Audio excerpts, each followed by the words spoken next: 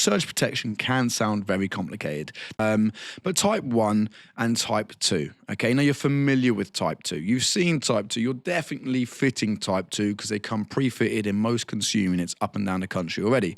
And they are designed for transient voltages within the home, things generated from switching, motors, and modern electronics. But type 1 is a bit different. Type 1 protects the supply.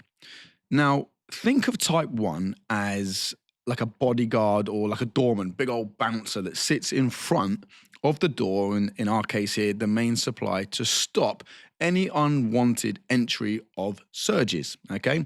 Just like the riffraff you don't want in the club or in the pub, this bad boy stops those big surges on the main supply, even getting to the board, by safely then transmitting them to Earth. But what it will do is protect that surge coming up the supply and coming into your home, potentially causing massive, massive damage. So based on BS 7671, it does recommend that a type 1 SPD is fitted in any property or properties with overhead lines.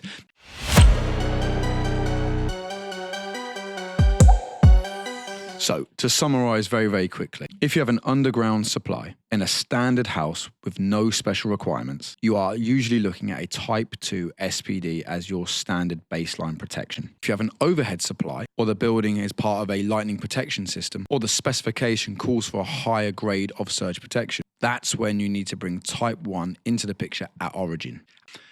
What's more expensive than putting the right SPD in place is seeing that surge hit that board and taking out everything in the house.